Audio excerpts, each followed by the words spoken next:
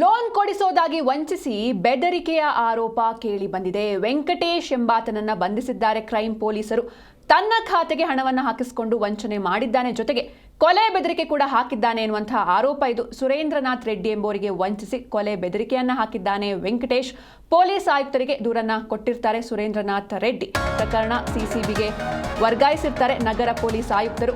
ವೆಂಕಟೇಶ್ನನ್ನ ಬಂಧಿಸಿ ವಿಚಾರಣೆಯನ್ನ ನಡೆಸ್ತಾ ಇದ್ದಾರೆ ಸಿಸಿಬಿ ಪೊಲೀಸರು. ಲೋನ್ ಕೊಡಿಸೋದಾಗಿ ವಂಚಿಸಿ ಬೆದರಿಕೆಯ ಆರೋಪ ಕೇಳಿ ಬಂದಿದೆ. ತನ್ನ ಖಾತೆಗೆ ಹಣವನ್ನು ಹಾಕಿಸಿಕೊಂಡು ವಂಚನೆ ಮಾಡಿದ್ದಾನೆ, ಜೊತೆಗೆ ಕೊಲೆ ಬೆದರಿಕೆ ಕೂಡ ಹಾಕಿದ್ದಾನೆ ಎನ್ನುವಂತಹ ಆರೋಪ ಇದು. ವೆಂಕಟೇಶ್ ಎಂಬಾತನನ್ನ ಬಂಧಿಸಿದ್ದಾರೆ ಕ್ರೈಂ ಪೊಲೀಸರು. ಸುರೇಂದ್ರನಾಥ್ ರೆಡ್ಡಿ ಎಂಬುವರಿಗೆ ವಂಚಿಸಿ ಕೊಲೆ ಬೆದರಿಕೆ ಕೂಡ ಈತ ಹಾಕಿದ್ದ ಎನ್ನುವಂತಹ ಆರೋಪ. ಪೊಲೀಸ್ ಆಯುಕ್ತರಿಗೆ ಸುರೇಂದ್ರನಾಥ್ ರೆಡ್ಡಿ ಅವರು ದೂರನ್ನ ಕೊಟ್ಟಿದ್ರು. ಪ್ರಕರಣ ಸಿಸಿಬಿಗೆ ವರ್ಗಾಯಿಸಿರ್ತಾರೆ ನಗರ ಪೊಲೀಸ್ ಆಯುಕ್ತರು. ಇದೀಗ ವೆಂಕಟೇಶ್ನನ್ನ ಬಂಧಿಸಿ ವಿಚಾರಣೆಯನ್ನ ನಡೆಸ್ತಾ ಇದ್ದಾರೆ ಸಿಸಿಬಿ ಪೊಲೀಸರು. ಇನ್ನು ಪ್ರಕರಣದ ಹಿನ್ನೆಲೆ ಏನು ಅಂತ ನೋಡ್ತಾ ಹೋಗೋದಾದ್ರೆ, ಮನೆ ಮೇಲೆ ಖಾಸಗಿ ಕಂಪನಿಯಲ್ಲಿ 1.56 ಕೋಟಿ ಸಾಲವನ್ನ ಪಡೆದಿರ್ತಾರೆ ಸುರೇಂದ್ರನಾಥ್ ರೆಡ್ಡಿ. ಇನ್ನು ಸಕಾಲಕ್ಕೆ ಈ ಒಂದು ಸಾಲವನ್ನ ರಿಟರ್ನ್ ಕೊಡೋದಕ್ಕೆ ಆಗಿರೋದಿಲ್ಲ. ಹೀಗಾಗಿ ಮನೆ ಮುಟ್ಟುಗೋಲು ಹಾಕಿಕೊಳ್ಳೋದಕ್ಕೆ ಮುಂದಾಗಿರುತ್ತೆ ಫಿನಾನ್ಸ್ ಕಂಪನಿ.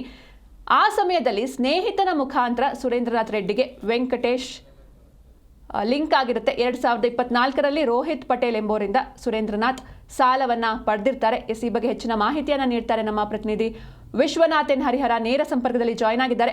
ವಿಶ್ವನಾಥ್, ಇನ್ನು ಈ ಆರೋಪಿ ವೆಂಕಟೇಶ್, ಈತ ಯಾರು, ಈತನ ಬ್ಯಾಕ್ ಗ್ರೌಂಡ್ ಏನು, ಜೊತೆಗೆ ಈತನ ಮೇಲೆ ಈ ಹಿಂದೆ ಈ ರೀತಿ ಆರೋಪಗಳು ಕೇಳಿ ಬಂದಿತ್ತಾ, ಹೇಗೆ ಅಂತ?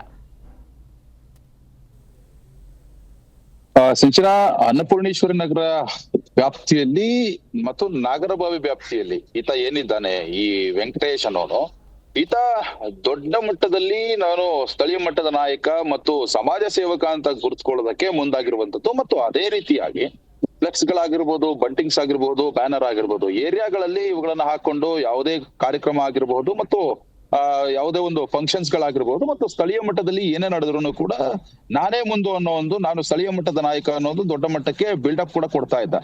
ಆದ್ರೆ ಈತನ ಬಂಡವಾಳ ಈಗ ಜಗಜ್ಜಾಹೀರಾಗಿರುವಂತದ್ದು. ಅಂದ್ರೆ 2023ರಲ್ಲಿ ಸುರೇಂದ್ರ ರೆಡ್ಡಿ ಅನ್ನೋರು, ಅಂದ್ರೆ ಸುರೇಂದ್ರನಾಥ್ ರೆಡ್ಡಿ ಅನ್ನೋರು ಒಂದು ಮನೆ ಮೇಲೆ ಅವರ ಪತ್ನಿ ಮತ್ತು ಸುರೇಂದ್ರನಾಥ್ ರೆಡ್ಡಿ ಅವರ ಹೆಸರಿಗಿರುವಂತಹ ಮನೆ ಏನಿದೆ, ಆ ಮನೆಯ ಮೇಲೆ ಒಂದು ಲೋನ್ ಅನ್ನು ತೆಗೆದುಕೊಂಡಿದ್ದಾರೆ ಒಂದು ಖಾಸಗಿ ಕಂಪನಿಯಲ್ಲಿ 1.60 ಕೋಟಿಯಷ್ಟು. ಅದಾದ್ಮೇಲೆ ಕಾರಣಾಂತರದಿಂದ ಆ ಲೋನ್ ಅನ್ನ ತೀರಿಸೋದಕ್ಕೆ ಆಗಿರೋದಿಲ್ಲ. ಹೀಗಾಗಿ ಮನೆಯನ್ನ ಹರಾಜಿಗೆ ಹಾಕುವಂತಹ ನಿಟ್ಟಿನಲ್ಲಿ, ಮುಟ್ಟುಗೋಲು ಹಾಕುವಂತಹ ನಿಟ್ಟಿನಲ್ಲಿ ಖಾಸಗಿ ಕಂಪನಿ ಪ್ರಯತ್ನ ಮಾಡಿರುತ್ತೆ. ಈ ಸಂದರ್ಭದಲ್ಲಿ ಆತನಿಂದ ಅಂದ್ರೆ ಇದರಿಂದ ಮನೆಯನ್ನ ಉಳಿಸ್ಕೊಳ್ಳುವಂತ ಸಲುವಾಗಿ ಸ್ನೇಹಿತರ ಮುಖಾಂತರವಾಗಿ ಈ ವೆಂಕಟೇಶನ ಪರಿಚಯ ಆಗತ್ತೆ. ತದನಂತರ ವೆಂಕಟೇಶ್ ಏನ್ ಮಾಡ್ತಾನೆ, ನಾನ್ ನಿಮ್ಗೆ ಸಾಲವನ್ನ ಕೊಡಿಸ್ತೇನೆ, ಆದ್ರೆ ಸಾಲ ಹಿಂತಿರುಗಿಸುವಂತಹ ಸಂದರ್ಭದಲ್ಲಿ 21 ಲಕ್ಷ ರೂಪಾಯಿ ಹಣವನ್ನ ನೀವು ನನಗೆ ಕೊಡಬೇಕು ಅನ್ನೋ ಅಂಗಲ್ಲಿ ಒಪ್ಪಂದವನ್ನು ಕೂಡ ಮಾಡ್ಕೊಂಡಿರ್ತಾರೆ. ಆದ್ರೆ ಮನೆ ಉಳಿಬೇಕು ಅನ್ನೋ ಒಂದು ಉದ್ದೇಶಕ್ಕೋಸ್ಕರ ಸುರೇಂದ್ರನಾಥ್ ರೆಡ್ಡಿ ಇದಕ್ಕೆ ಓಕೆ ಅಂತ ಹೇಳಿ, ಅದಾದ್ಮೇಲೆ ಏನು ರೋಹಿತ್ ಪಟೇಲ್ ಅನ್ನೋರ್ ಬಳಿ ಒಂದು ಸಾಲ ಕೂಡ ಹೋಗಿರುತ್ತೆ. ಅಂದ್ರೆ ಸಾಲವನ್ನ ಕೊಟ್ಟಿರ್ತಾರೆ, ಅಂದ್ರೆ 1.60 ಕೋಟಿಯಷ್ಟು. ಅದಾದ್ಮೇಲೆ ಸಾಲವನ್ನ ಅಂದ್ರೆ ಈ ಖಾಸಗಿ ಫೈನಾನ್ಸ್ ಕಂಪನಿ ಏನಿದೆ ಆ ಬ್ಯಾಂಕ್ ಕೂಡ ಸಾಲವನ್ನ ತೀರಿಸಿರ್ತಾರೆ. ಅದಾದ್ಮೇಲೆ 2024ರಲ್ಲಿ ಇಷ್ಟೆಲ್ಲ ನಡೆದಿರುತ್ತೆ.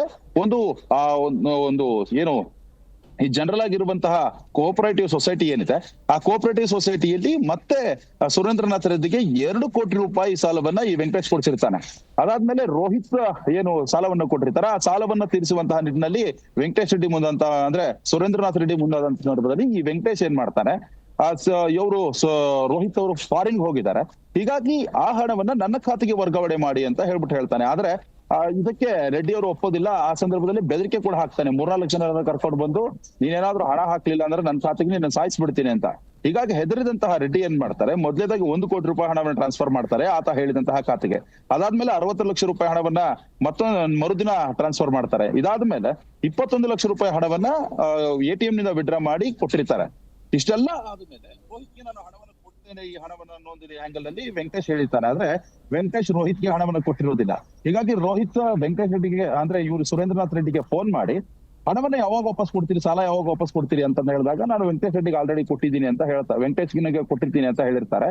ಆದ್ರೆ ಸೊ ಇಲ್ಲಿ ರೋಹಿತ್ ನನಗೆ ಯಾವುದೇ ರೀತಿಯಾದಂತಹ ಹಣ ಬಂದಿಲ್ಲ, ಹಣವನ್ನ ಸೆಟಲ್ ಮಾಡಿ ಅಂತ ಹೇಳ್ತಾರೆ. ಈ ಸಂದರ್ಭದಲ್ಲಿ ಸುರೇಂದ್ರ ರೆಡ್ಡಿ ಮತ್ತೆ ವೆಂಕಟೇಶ್ನಿಗೆ ಕಾಂಟ್ಯಾಕ್ಟ್ ಮಾಡಿ ದಯವಿಟ್ಟು ಹಣವನ್ನು ವಾಪಸ್ ಕೊಡಿ, ನಾನು ರೋಹಿತ್ಗೆ ಆ ಸಾಲವನ್ನ ತೀರಿಸಬೇಕು ಅನ್ನೋ ಒಂದು ಆಂಗಲ್ ನಲ್ಲಿ ಹೇಳಿದಂತಹ ಸಂದರ್ಭದಲ್ಲಿ, ನಾನು ಕಳೆದ 40 ವರ್ಷದಿಂದಲೂ ಕೂಡ ರೌಡಿಸಂ ನಲ್ಲಿದ್ದೇನೆ, ನನಗೆ ದೊಡ್ಡ ದೊಡ್ಡ ಪ್ರಭಾವಿಗಳು ಗೊತ್ತು, ನೀನೇನಾದ್ರೂ ಬಾಲ ಬಿಚ್ಚಿದೆ ಅಂತಂದ್ರೆ ನಿನ್ನನ್ನು ಸಾಯಿಸ್ತೇನೆ, ಮತ್ತು ನೀನೇನಾದ್ರೂ ಹಣವನ್ನ ಕೇಳಿದಂತಹ ಸಂದರ್ಭದಲ್ಲಿ ನಾನು ಸುಮ್ಮನೆ ಬಿಡೋದಿಲ್ಲ, ನಾನು ಯಾವಾಗ ಹಣ ಕೊಡ್ತೀನೋ ಅವಾಗ ನೀನು ಈಸ್ಕೋಬೇಕು, ಇಲ್ಲ ಅಂದ್ರೆ ನೀನು ಸಾಯಿಸ್ಬಿಡ್ತೀನಿ ಅನ್ನೋ ಅಂಗಲ್ಲಿ ಬೆದರಿಕೆಯನ್ನ ಹಾಕಿರುವಂತದ್ದು.